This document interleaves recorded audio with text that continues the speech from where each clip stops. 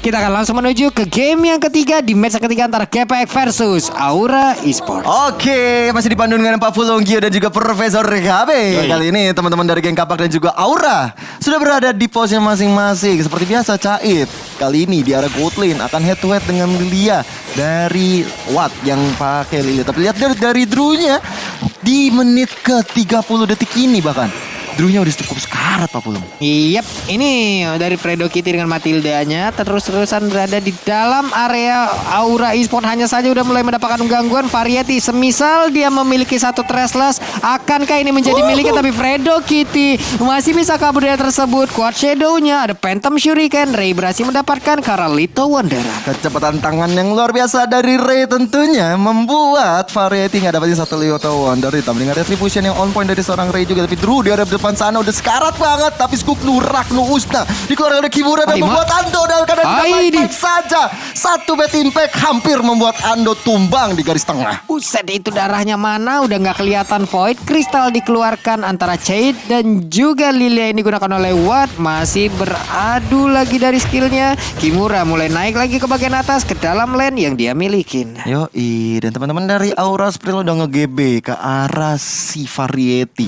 Di situ Drew langsung nge-backup juga supaya nggak ada gangguan yang diberikan. Tapi di sisi lain geng Kapak kali ini udah berjalan ke area bawah, mencoba untuk mengganggu ke arah seorang Cait. Tapi Caitnya kali ini dalam ancaman yang cukup besar. Coach Shadow di garis depan. Lihat Cait kena Shadow Kill. Dan Shadow Kill masih terbang. Selamat itu dong. dia selamat dari sergapan yang dibuat oleh geng Kapak. What a play dari teman-teman dari Aura Esports. Dan lihat nggak, Drew-nya tuh timingnya pas banget dengan menggunakan Breath of the Ocean. Langsung main trampolin barusan Ray-nya di arah bagian bus bawah. Jadi harus lebih berhati-hati. Sepertinya seolah Drew ini emang bener-bener mastering Kadita juga nih. Ini udah paham bagaimana celahnya dalam penggunaan hero ini ya. Oke. Tapi Okta bad impact-nya mulai masuk ke dalam tubuh dari Fredo Kitty. Harus menggunakan guiding wind-nya juga ke arah yang berbeda. Sementara dari Turtle-nya, ini dia Turtle, satu makhluk mitologi yang gua nggak tahu ini sebenarnya apa. Kura-kura, naga atau apa? Kalau namanya Turtle pasti kura-kura dong Pak. Kita penyebutannya turtle kan, tapi bentukannya coba kamu lihat. Dan Way of Dragon dan Dakara yang tidak benar Fredo Kitty. Mungkin itu memberikan asih supaya dari Fredo Kitty-nya enggak dekat-dekat untuk coba kita sedikit melihat dari Drew-nya udah kena first blood dari seorang Ray karena dari Coach Shadow ditambah dengan Shadow Kill yang masuk membuat Drew akhirnya tumbang. Di sisi lain Turtle yang terbuka udah mulai diinfokan oleh Variety yang sudah mengeluarkan satu Mountain Shocker. Wih, ini mau tetap dipaksa, oke? Karena responnya masih cukup cepat. Kaditanya udah kembali hadir dan siap untuk jalan. Tapi untuk sekarang Turtle-nya berhasil langsung diamankan juga oleh Hayabusa dan Sansin malah menjadi korbannya. Flicker langsung dikeluarkan, bad impact dikeluarkan juga guna untuk memberikan backup terhadap satu player tersebut. Tapi untuk Drew-nya dikejar habis-habisan, masih bisa selamat di mana 3 player, 4 bahkan berkumpul di area dari orange buff milik Aura. Wah, ini bahaya banget ya. Variety nggak punya orange buff tentunya ini bahaya banget karena dia juga udah punya satu buah retribution dan akhirnya Fredo diamankan oleh Fredo Kitty. Wow. Mungkin gak sengaja kali Soul Bloom-nya nempel ke arah Finn ya. Jadi mau gak mau ya tetap dapat di XP sebenarnya dari Ray karena Fredo kan roamer. It's okay lah ya, masih masih diambil sama anak-anak GPX. Tapi kita lihat juga ada fun fact di bawah sini. Tim Aura kedatangan 2 pemain baru yaitu Ika dan Kimura untuk melengkapi susunan roster mereka saat ini. Dan yang udah bermain adalah Kimura di area XP lane kita. Ya, ikannya masih disimpan terlebih dahulu. Sampai Lukas. Waduh. Bukan di akuarium ya? Oh bukan. Ikan kan tapi? Ikan. Iya. Ikan. Iya, memang hidupnya begitu ya. Kalau nggak di kulkas ya di akuarium udah gitu. Ya Allah Pak, tolong apa Pak? Oke, ada satu lagi web minion di bottom lane-nya yang udah segera langsung dihilangkan. Tapi Drew berusaha untuk memberikan backupan. Void Crystal-nya memberikan efek slow. Blast-nya tadi nggak kena juga. Tapi Fredo Kitty di area dari purple buff udah mulai mendekati. Namun untuk Isun Shin masih bisa melakukan farming-nya dengan cukup bebas. Ini malah aku pengen fokus sama Cait. Tadi first item dari Cait adalah Windtalker. Malah yang menurut aku berbahaya adalah jangan membiarkan Caitnya dapetin late game karena kemungkinan besar dia bisa aja mainin ke arah Scarlet dan juga Berserker. Wow, mainnya attack speed semua Attack berarti speed ya. critical. Ngeri banget kalau begitu. Itu karena 4 squishy gini sih. Rinasmi juga kena critical hilang harusnya. Harusnya iya. Setuju banget Bob. Tapi udah ada Psychic Eagle karena depan sana dan Variety menjadi target operasinya. Dan Shadow Kill dikeluarkan bersama dengan Real World Manipulation. Membuat killing spree bagi Re. Dan Kimura kali ini depan sana mencoba untuk membackup serangan dilakukan oleh anak-anak geng Kapak supaya nggak bisa masuk ke arah belakang. Tapi objektifnya berpindah. Kali ini Outer Turret menjadi makanan sedap bagi geng Kapak. Yap, sementara itu untuk Watt juga di area bottom lane-nya masih cukup mendominasi. Masih bisa sepertinya mendapatkan satu buah keunggulan, tapi Jade-nya masih bisa pergi dari area tersebut. Dan bahkan untuk wave minion kali ini akan segera dihilangkan. Dan kemungkinan Lilia-nya akan mendapatkan bottom turret tersebut. Wah, tapi lihat sampai area belakang tuh Matilda aja Freddy Kitty. Cahit dalam ancaman yang cukup besar, tapi direspon dengan sangat baik dengan Aya Okta di depan sana. Fredo Kitty menjadi korban pertama bagi teman-teman dari Aura kali ini. Tapi lihat di sana satu outer turret di bagian atas sudah diamankan oleh geng Kapak juga. Oke, Blacksus tadi di bottom lane udah dikeluarkan. Selamat sudah, Kriset sudah bagaimana penggunaan skillnya. Sekarang dia punya Ice Queen 1. Efek slownya pasti akan jauh lebih menyakitkan lagi dan membuat orang akan sangat sulit bergerak. Tapi Kimura kali ini akan langsung bergabung bersama rekan-rekannya di area purple buff. Udah ada invasi yang dilakukan juga oleh pemain dari Gepek, tapi Ray-nya berhasil untuk mendapat langsung ke arah purple buff dari Ray. Untuk Ray kali ini masih belum mau lompat ke bagian depan, hanya saja di arah yang berbeda. Ada Variety-nya udah menjadi korban yang begitu sangat cepat langsung dihilangkan saja. Dan juga untuk kali ini mereka mau pergi ke arah mana? Ada satu lagi Rock Wave dikeluarkan. Selamat sudah pergerakan pemain yang dimiliki oleh Aura karena tidak ada juga yang terkena dari Gepek. Item kupanya karena seorang Watt kali ini terkena efek stun sedikit, tentunya membuat geng Kapak coba perlahan tapi mundur karena dari Drew-nya juga udah mulai sekarat. Aura kayaknya dalam ancaman yang cukup besar Papillon dan juga Profesor KB. Apalagi Variety kali ini benar-benar seakan-akan gak bermain. 0-3-0 di menit ke-7 seperti ini gak baik banget ya. Iya, apalagi dia adalah tipikal Shunshin yang butuh banget item untuk setidaknya untuk keep the advantage ngelawan hero kayak Ray yang dia in out. Jadi kayak bakal nge-trigger pasif dari Shunshin-nya banget. Tapi dengan keunggulan seperti ini Variety bisa dibilang under. Dan kalau dia tumbang lagi nih mungkin akan jadi mimpi buruk bagi Aura Esports. Wow. Udah ada Psychic Eagle yang masuk ke badan dari Variety. Rinasmi kayak ini di badan belakang mencoba untuk terus mengejar Variety mau kemana. Karena ada Watt juga siap datang juga. Dan Rinasmi ya mendapatkan satu point kill yang sangat-sangat berharga. Membuat Variety 0-4-0. Nggak dikasih satu point kill pun. Tidak diberikan satu assist pun. Dan membuat dia semakin tertinggal dari segi level. Dan tentunya dari segi goal pun semakin tertinggal dari seorang Ray. Ini kena Phantom Shuriken aja udah hilang separuh itu darah apa gimana kalau kuat apa dari Shadow Kill juga dikeluarkan. Fredo Kitty pun sekarang masih cukup tangguh untuk bisa ngezoning dan juga ngelindungin rekan-rekannya di bawah.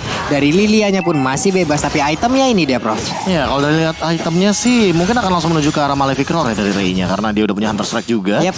Dia punya movement speed dan kalau misalkan melihat dari Variety dia baru punya Primal Late dan 2 Magic Knuckles masih terlalu jauh seperti untuk Endless Battle sekalipun.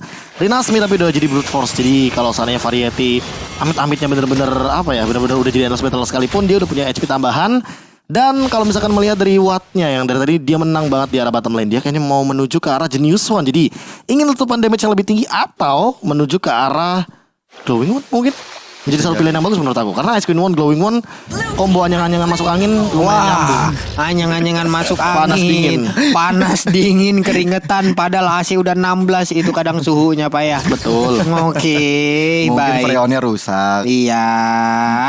Baik, dan sekarang Genius One diambil. Tidak mau bermain slow. Ini bermain dengan cukup pahit sih harus damage-nya ya. Tapi Variety, Blood Flood-nya di bagian belakang gak kena karena siapapun. Fredo Kitty sendirian ngezoning ataupun mencari informasi lewat pergerakan yang dilakukan oleh 5 pemain Aura secara bersamaan. Wah, ini Lordnya udah berjalan juga ke area atas. Tapi lihat itu surprise attack yang dibuat. Membuat Fredo Kitty harus tumbang dari anak-anak Aura Esports. Dan mereka coba untuk nge-defense juga. Karena mereka udah kedapatan satu pemain aja dari geng Kapak. Jadi mereka setidaknya ada asa untuk menjaga pertahanan terakhir mereka. Walaupun satu inner turret dihancurkan oleh Nasmi. Tapi di sisi lain di area atas Lordnya masih bisa berjalan dengan bebas menuju ke arah base turret Aura Esports. Nih Isansin harus cepat ngejar level sih. Dengan perbedaan 3 level. Buset, barusan apaan tuh damage dari Bad Impact ya. Ando langsung sisa separuh. Kimuranya perlahan tapi pasti mulai mendekat ke arah beberapa pemain yang milih oleh GPX. Siapa yang akan menjadi korbannya? Restless sudah dikeluarkan juga, tapi belum ada damage yang berhasil masuk ke arah beberapa player dari masing-masing tim. Terlihat dengan ada real world manipulation langsung dikeluarkan begitu aja. Maju ke bagian kuat Shadow. Ada Shadow kill juga akan ditayang menjadi korban, tapi Dinasminya mundur lagi. Setelah tadi berhasil untuk ngebadan rekan-rekannya. Wave Dragon juga langsung connect ke arah Dinasmi pergi ke arah mana sempat untuk memberikan damage lewat Dragon Tail-nya, tapi ternyata malah dirinya pun yang harus menjadi korban lewat pertempuran yang barusan terjadi. Wah, ini berharap besar kepada Okta ya, karena udah masuk menit 10, stacknya pasti udah lebih dari 100 dan gue rasa 200 bahkan. Iya, bahkan udah 200. Jadi Okta ini akan menjadi striker utama dari Aura Esports untuk bisa maju ke area depan atau memberikan bad impact yang impactful tentunya bagi lawan-lawan terutama dari geng Kapak. Kalau pro player menit segini 200 ya. Let's say 5 menit itu rata-rata orang udah pada ngerti kalau seandainya Cecilian itu udah 100. 5 menit Sekarang, 100. 5 menit 100. Udah ngerti caranya gimana untuk dapetin 100 tuh udah rata-rata udah pada tahu. Ketika menit 5 100 dan rata-rata di menit 9 kita dapetin jungle juga yang untuk dipok dapetin pasifnya. Itu bisa 200 di menit 9 bahkan enggak nyampe menit 10-nya. Wow. Tapi itu winning condition. Masalah lagi lose condition maksimal mungkin akan ada di menit 10 sampai dengan 12. Iya, betul. Ini udah mepet-mepet 200 bisa sekarang. Mungkin 190-an lah ya kalau bisa dibilang. Nih Giolion loh Pak, hati-hati Pak. Giolion. Oke. Siap, dia udah mendeklarasikan dirinya adalah Giolion ya. Memang kelelawar kalong lah. Oke, lanjut. Oke, ini nih Athena Shield juga udah diamankan oleh Alfredo Kitty. Bener-bener nge-respect ke arah Okta yang sudah memberikan impactful banget. Bahkan tadi kalau kita recap sedikit, Ando tadi kena damage dari bad impactnya udah sakit banget, udah setengah darah banget. Jadi ini menurut gua hal yang wajar banget dengan dari Athena Shield menjadi item berikutnya yang diamankan oleh Alfredo Kitty. Dan Lord di menit ke 11:38 detik ini masih Lord yang biasa aja. Mungkin masih akan ditunggu sampai Lord ke-12 yang udah enhance. Jadi mungkin anak-anak geng Kapak akan segera memancing keributan ke arah anak-anak dari Aura Esports. Nih dari orange buff-nya juga masih ditahan di dalam rumputan, tapi dari Lord-nya sepertinya nggak bakal lagi bisa mereka adakan kontes. Sementara itu dari orange buff tetap berada di dalam rumputan tersebut. Variety harus ngejaga jaraknya dengan sangat-sangat baik untuk bisa lepas dari apapun ancaman pemain GPX. Dan mungkin akan bertanya-tanya kenapa nggak nungguin level atau menit 12 ya kalau biar di-enhance dari Lord-nya. Itu karena kan semakin lama akan bermain dari teman-teman GPX versus Aura Esports ini, malah itu jadi keuntungan buat teman-teman dari Aura Esports sendiri. Kenapa? Ada Cecilian dengan stacknya. Bahkan udah punya dominance ice di sana. Di satu kali tamparan dengan letupan damage 1000 maksimal di efek dari Resonate dari Lightning Truncheon. Ini akan membuat seorang Cecilian makin lebih mengerikan di late game. Sementara ada Yishunshin, ada Popol Kupa, powernya emang sengaja di drag late game dari Aura Esports. Dan itu yang tidak diinginkan sama GPX. GPX mau end game-nya secepat mungkin.